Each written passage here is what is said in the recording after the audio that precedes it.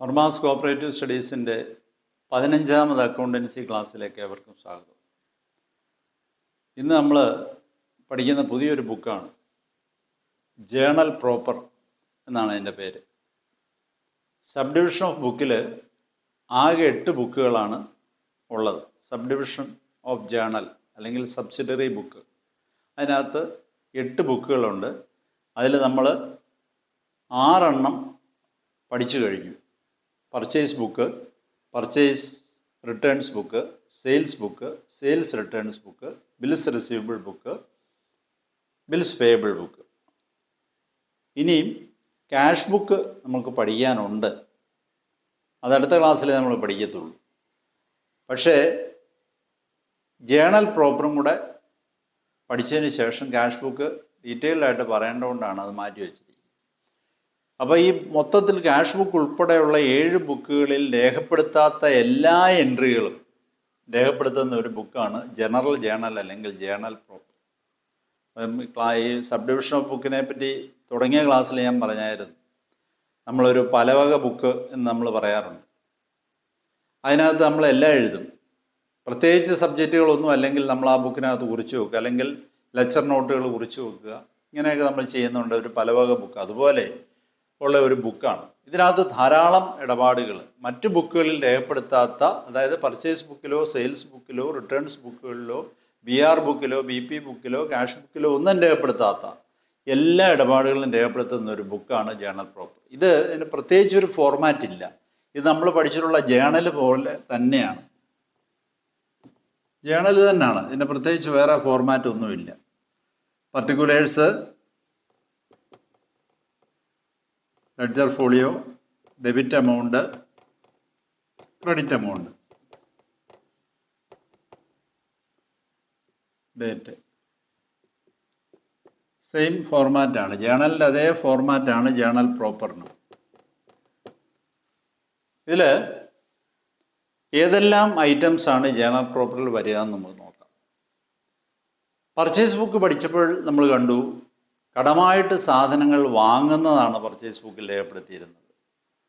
അതുപോലെ കടമായിട്ട് സാധനങ്ങൾ വിൽക്കുന്നതാണ് സെയിൽസ് ബുക്കിൽ രേഖപ്പെടുത്തിയിരുന്നത്. ക്യാഷ് ബുക്കിൽ രേഖപ്പെടുത്തുന്നത് ക്യാഷിന് കടങ്ങൾ വാങ്ങുന്നതോ, അതായത് ക്യാഷ് കൊടുത്ത് സാധനങ്ങൾ വാങ്ങുകയോ ക്യാഷ് വാങ്ങിക്കൊണ്ട് സാധനങ്ങൾ വിൽക്കുകയോ ചെയ്യുമ്പോഴാണ് ക്യാഷ് ബുക്കിൽ, അതായത് എല്ലാ ക്യാഷ് ഇടപാടുകളുമാണ് ക്യാഷ് ബുക്കിൽ രേഖപ്പെടുത്തുന്നത്. അപ്പോൾ ഇതൊന്നും അല്ലാത്തതെന്ന് പറഞ്ഞാൽ അസറ്റ്സ് വാങ്ങുമ്പോൾ, അത് കടമായിട്ട്, അസറ്റ്സ് കടമായിട്ട് വാങ്ങുമ്പോഴും അസറ്റ്സ് കടമായിട്ട് വിൽക്കുമ്പോഴും ജേണൽ പ്രോപ്പറിനകത്ത് എഴുതും. All assets R purchased on credit and all assets are sold on credit R recorded in journal proper.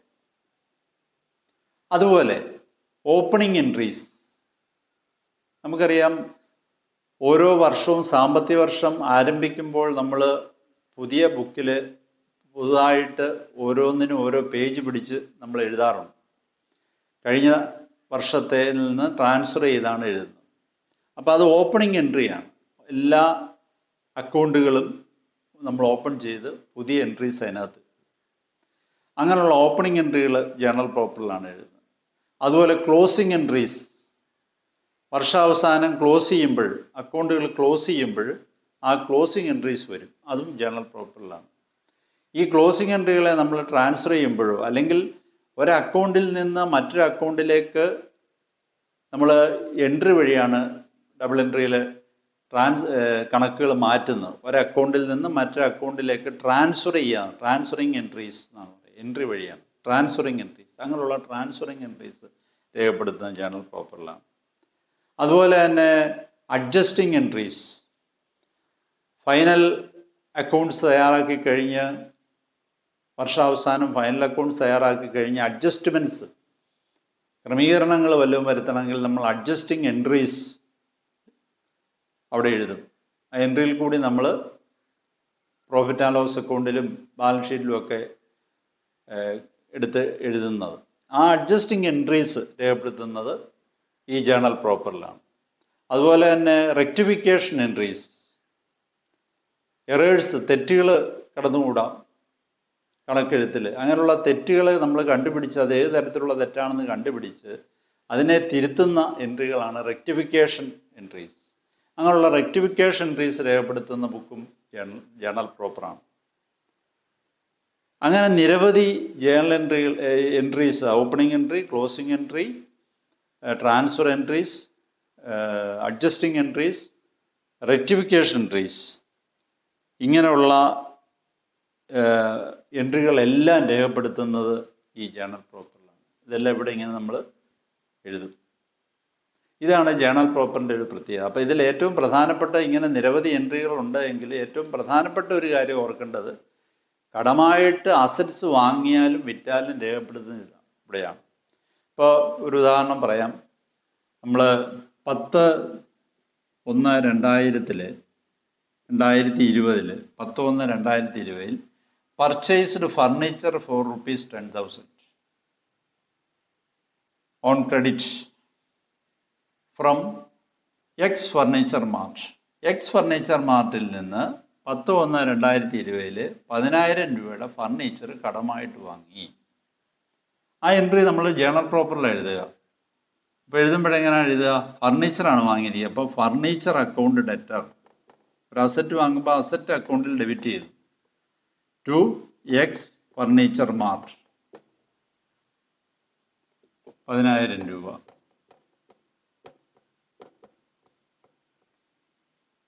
Purchased furniture from X furniture mart on credit നമ്മൾ എഴുതും, നരേഷനും എഴുതി. ഇനി വേറൊരു ഉദാഹരണം നോക്കാം. 15/1/2020 sold a motor vehicle for ₹50,000 to Y and company. Y and കമ്പനിക്ക് ₹50,000 ഒരു മോട്ടോർ വെഹിക്കിൾ കടമായിട്ട് വിറ്റു. അപ്പോൾ നമ്മളിവിടെ വിൽപ്പനയാണ്, അസറ്റാണ്, മോട്ടോർ വെഹിക്കിളാണ്. അപ്പോൾ ജേണൽ പ്രോപ്പറിൽ എഴുതണം Y and company account debtor ₹50,000 to motor vehicle account. Motor vehicle, അപ്പോൾ കാറോ എന്താ വെഹിക്കിൾ എന്ന് വെച്ചാൽ അത് വേണേൽ എഴുതാം. അങ്ങനെ നമ്മൾ എഴുതി. Sold motor vehicle on credit to Y and company. ഇതൊക്കെ ജേണൽ പ്രോപ്പറിൽ അസറ്റ്സ് കടമായിട്ട് വാങ്ങുമ്പോഴും വിൽക്കുമ്പോഴും രേഖപ്പെടുത്തുന്നത്. പിന്നെ ഞാൻ പറഞ്ഞ മാതിരിയുള്ള എൻട്രീസുമാണ് ജേണൽ പ്രോപ്പറിൽ രേഖപ്പെടുത്തുക. ഇപ്പോൾ ജേണൽ പ്രോപ്പർ എന്ന് പറയുന്നത് ഇങ്ങനെ പൊതുവായിട്ട് എഴുതുന്ന ഒരു ജനറൽ ജേണലാണ്. മനസ്സിലായല്ലോ? അപ്പോൾ ഈ കാര്യങ്ങളെല്ലാം തന്നെ ഇതുവരെ പഠിച്ച എല്ലാ കാര്യങ്ങളും നിങ്ങൾ വീണ്ടും കേട്ട് അത് ഓർക്കുക. അപ്പോൾ നമ്മൾ പഠിച്ച ഈ റിട്ടേൺസ് ബുക്കുകളിലെ പറ്റിയ ഒരു കാര്യം ഓർത്തിരിക്കാൻ എളുപ്പത്തിന് വേണ്ടിയിട്ട് 1-2 കാര്യങ്ങൾ പറയാം. ആദ്യം ഒന്ന് നമ്മൾ സൂചിപ്പിച്ചിരുന്നു, purchase account is always debited. അതായത് ജേണലിൽ എഴുതുമ്പോൾ നിങ്ങൾക്ക് ഓർത്തിരിക്കാം, പർച്ചേസ് അക്കൗണ്ടിന് എപ്പോഴും ഡെബിറ്റ് ആയിരിക്കും. അപ്പോൾ പർച്ചേസ് അക്കൗണ്ട് ഡെറ്റർ എന്നേ പറയത്തുള്ളൂ. നമ്മൾ ഒരു കാര്യത്തിൽ മാത്രമേ പർച്ചേസ് അക്കൗണ്ടിന് ക്രെഡിറ്റ് വരത്തുള്ളൂ. അതായത് പേഴ്സണൽ ആവശ്യത്തിന് വേണ്ടി സാധനങ്ങൾ വിഡ്രോ ചെയ്യുമ്പോൾ drawings account debtor to purchase account എന്നാണ് വരിക. അന്നേരം മാത്രമേ പർച്ചേസ് അക്കൗണ്ടിന് ക്രെഡിറ്റ് വരത്തുള്ളൂ. ബാക്കി എപ്പോഴും പർച്ചേസ് അക്കൗണ്ടിന് ഡെബിറ്റേ പറയത്തുള്ളൂ. ഇനി sales account is always credited. Sales account എപ്പോഴും ക്രെഡിറ്റ് ആയിരിക്കും. ഇപ്പോൾ cash account debtor to sales അല്ലെങ്കിൽ X account debtor to sales ഇങ്ങനെയൊക്കെ വരത്തുള്ളൂ. സെയിൽസിന് ക്രെഡിറ്റേ വരത്തുള്ളൂ. ഇനി purchase returns account is always credit. Purchase returns account എപ്പോഴും ക്രെഡിറ്റ് ആയിരിക്കും. ഇപ്പോൾ party debtor to purchase returns. അപ്പോൾ നമ്മൾ സാധനങ്ങൾ വാങ്ങിയിട്ട് തിരിച്ചു കൊടുക്കുമ്പം ആ സെല്ലറുടെ പേര് പേഴ്സണൽ അക്കൗണ്ടിനെ ഡെബിറ്റ് ചെയ്തുകൊണ്ട് പർച്ചേസ് റിട്ടേൺസ് അക്കൗണ്ടിനെ നമ്മൾ ക്രെഡിറ്റ് ചെയ്യും. അതുപോലെ സെയിൽസ് റിട്ടേൺസ്, വിറ്റ സാധനം തിരിച്ചു വരുമ്പോഴും നമ്മൾ ഡെബിറ്റ് ചെയ്യും. Sales returns account debtor to customer. ഏത് കസ്റ്റമറാണോ തിരിച്ചയച്ചത് ആ കസ്റ്റമറുടെ പേരിന് ക്രെഡിറ്റ് ചെയ്യും പേഴ്സണൽ അക്കൗണ്ടിന്. സെയിൽസ് റിട്ടേൺസ് അക്കൗണ്ടിനെ ഡെബിറ്റ് ചെയ്യും. ഇത് ഓർത്തിരിക്കുക, പർച്ചേസ് അക്കൗണ്ടിന് എപ്പോഴും ഡെബിറ്റ്, സെയിൽസ് അക്കൗണ്ടിന് എപ്പോഴും ക്രെഡിറ്റ്, പർച്ചേസ് റിട്ടേൺസ് അക്കൗണ്ടിന് credit, sales returns account debit. ഇനി വേറെ തരത്തിൽ നമുക്ക് ഇതൊന്ന് മനസ്സിലാക്കാം. പർച്ചേസ് ഡേ ബുക്കിൻ്റെ ടോട്ടൽ, ഇപ്പോൾ നമ്മൾ കണ്ട 4 ബുക്കുകളാണ്, ആ 4 ബുക്കുകളുടെയും പർച്ചേസ് ഡേ ബുക്ക് അതിൻ്റെ total debited in purchase account. മാസാവസാനം നമ്മൾ ഈ സബ്സിഡിയറി ബുക്കിൽ നിന്ന് ആ ടോട്ടൽ എടുത്ത് ജേണലിലോട്ട് കൊണ്ടുപോകും, എന്നിട്ട് ലെഡ്ജറിൽ പോസ്റ്റ് ചെയ്യുന്നു. അപ്പോൾ പർച്ചേസ് ഡേ ബുക്ക് ടോട്ടലിനെ നമ്മൾ പർച്ചേസ് അക്കൗണ്ടിൽ ഡെബിറ്റ് ചെയ്യണം. പർച്ചേസ് അക്കൗണ്ട് നമ്മൾ ലെഡ്ജർ അക്കൗണ്ട് ഓപ്പൺ ചെയ്ത് അതിനകത്ത് ആ ടോട്ടൽ എമൗണ്ട് അങ്ങ് പോസ്റ്റ് ചെയ്താൽ മതി. എന്നിട്ട് നമ്മൾ ഏതെല്ലാം സപ്ലയർ ആണോ സപ്ലയറുടെ ഇൻഡിവിജ്വൽ അക്കൗണ്ടിൽ ക്രെഡിറ്റ് ചെയ്യുക. ഇനി സെയിൽസ് ഡേ ബുക്ക് ടോട്ടലിനെ ക്രെഡിറ്റ് ചെയ്യണം, സെയിൽസ് അക്കൗണ്ടിൽ ക്രെഡിറ്റ് ചെയ്യണം. അതുപോലെ തന്നെ കസ്റ്റമർ ഏതെല്ലാം കസ്റ്റമേഴ്സ് ആണോ അവരുടെ പേഴ്സണൽ അക്കൗണ്ടിൽ ഡെബിറ്റ് ചെയ്തിട്ട് സെയിൽസ് അക്കൗണ്ടിൽ അതിൻ്റെ ടോട്ടൽ മാസാവസാനം ആ സെയിൽസ് ഡേ ബുക്കിൻ്റെ ടോട്ടൽ സെയിൽസ് അക്കൗണ്ടിൽ ക്രെഡിറ്റ് ചെയ്താൽ മതി. പർച്ചേസ് റിട്ടേൺസ് ബുക്കിൻ്റെ ടോട്ടൽ ഇതുപോലെ പർച്ചേസ് റിട്ടേൺസ് അക്കൗണ്ടിൽ ക്രെഡിറ്റ് ചെയ്യണം. അത് ഡെബിറ്റ് ചെയ്യുകയല്ല, പർച്ചേസ് അക്കൗണ്ടിനെ ഡെബിറ്റ് ചെയ്യുമ്പോൾ പർച്ചേസ് റിട്ടേൺസ് അക്കൗണ്ടിന് നമ്മൾ ക്രെഡിറ്റേ വരത്തുള്ളൂ, ക്രെഡിറ്റ് ചെയ്യുകയാണ് ചെയ്യുന്നത്. ഇവിടെ പറയുന്നുണ്ട് purchase returns account is always credited എന്ന് പറയുന്നുണ്ട്. അപ്പോൾ പർച്ചേസ് റിട്ടേൺസ് ബുക്കിൻ്റെ ടോട്ടൽ പർച്ചേസ് റിട്ടേൺസ് അക്കൗണ്ടിൽ മാസാവസാനം ക്രെഡിറ്റ് ചെയ്യും. ഇനി സെയിൽസ് റിട്ടേൺസ് ബുക്കിൻ്റെ ടോട്ടൽ അതുപോലെ തന്നെ മാസാവസാനം സെയിൽസ് റിട്ടേൺസ് അക്കൗണ്ടിൽ കൊണ്ടുവന്ന് ഡെബിറ്റ് ചെയ്യും.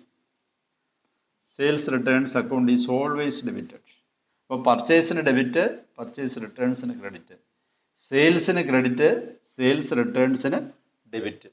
ഇത് തെറ്റിക്കരുത്, അത് ഓർത്തിരിക്കുക. അപ്പോൾ നിങ്ങൾക്ക് എൻട്രി എഴുതാനും ലെഡ്ജർ പോസ്റ്റ് ചെയ്യാനും അതുപോലെ റിട്ടേൺസ് ബുക്കുകൾ തയ്യാറാക്കാനും ഒക്കെ അത് എളുപ്പമാകും. ഈ കാര്യങ്ങൾ നിങ്ങൾ ശ്രദ്ധിക്കുക. അപ്പോൾ ഇതുവരെ നമ്മളെല്ലാ 7 തരത്തിലുള്ള ബുക്കുകളും പറഞ്ഞു കഴിഞ്ഞു. ഇനി പ്രധാനപ്പെട്ട ഒരു ബുക്കാണ് അത് ക്യാഷ് ബുക്ക്. ഒന്നാമത്തെ ബുക്കായിട്ട് നമ്മൾ കണ്ടതാണ് ആ ചാർട്ട് ആദ്യം വരച്ചപ്പോൾ. ക്യാഷ് ബുക്കുമായിട്ട് നമ്മൾ അടുത്ത ക്ലാസ്സിൽ കാണും. നിങ്ങളിത് പല ആവർത്തി കേൾക്കുക, മനസ്സിലാക്കുക, സംശയങ്ങളുണ്ടെങ്കിൽ ചോദിക്കുക. അപ്പോൾ അടുത്ത ക്ലാസ്സിൽ കാണുന്നവരെ എല്ലാവർക്കും നന്ദി.